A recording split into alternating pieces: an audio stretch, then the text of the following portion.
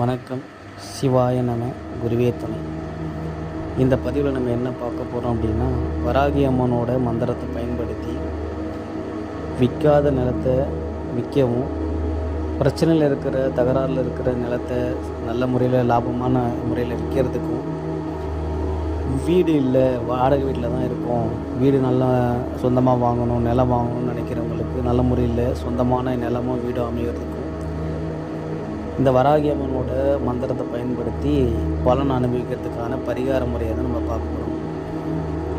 இது என்றைக்கு செய்யணும் அப்படின்னு பார்த்தீங்கன்னா, வளர்பிறையில் வர பஞ்சமி, அப்படி இல்லைன்னா வளர்பிறையில் வர செவ்வாய்க்கிழமை, இந்த நாள் அன்றைக்கி தான் இந்த பூஜையை ஸ்டார்ட் பண்ணணும். நான் கொடுக்கக்கூடிய மந்திரத்தை 108 வாட்டி ஜெபிக்கணும். வராகி அம்மனுடைய ஃபோட்டோ இருந்தால் அதை வச்சுக்கணும். எந்த நிலத்தில் பிரச்சனை இருக்கோ, எந்த நிலம் நம்ம நினைக்கிற லாபத்தை கொடுக்காமல் விற்காமல் நிற்கிதோ, அந்த நிலத்துலேருந்து ஒரு கைப்பிடி மண் எடுத்துக்கணும். ஒரு மஞ்சள் துணியில் அந்த மண்ணை முடித்து போட்டு வராகி அம்மனோட பாதத்தில் வச்சு இந்த மந்திரத்தை 108 வாட்டி ஜெபிச்சு, திருப்பி அந்த மண்ணை எடுத்துகிட்டு போயிட்டு அந்த பிரச்சனை உள்ள இடத்துல தூவி விட்டுருங்க.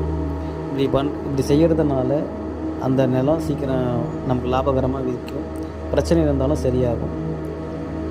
ரெண்டாவது, வாடகை வீட்டில் இருந்து கஷ்டப்படுறவங்களுக்கு சொந்தமாக வீடு வேணும், நிலம் வேணும்னு நினைக்கிறவங்க ஒரு கைப்பிடி பச்சை பயிர் எடுத்துக்கணும். அதை ஒரு மஞ்சள் துணியில் சுற்றி வராகி அம்மனோட பாதத்தில் வச்சு இந்த மந்திரத்தை 108 வாட்டி சொல்லி அந்த பயிரை என்ன பண்ணணும் அப்படின்னா பறவைகளுக்கு தானம் கொடுத்தணும். அப்படி கொடுத்தீங்க அப்படின்னா நீங்கள் நினைக்கிற மாதிரி உங்களுக்கு சொந்தமான வீடோ நிலமோ அமைகிறதுக்கு வாய்ப்பு. பயன்படுத்தி பாருங்கள். நன்றி, வணக்கம். சிவாய நம. குருவே துணை.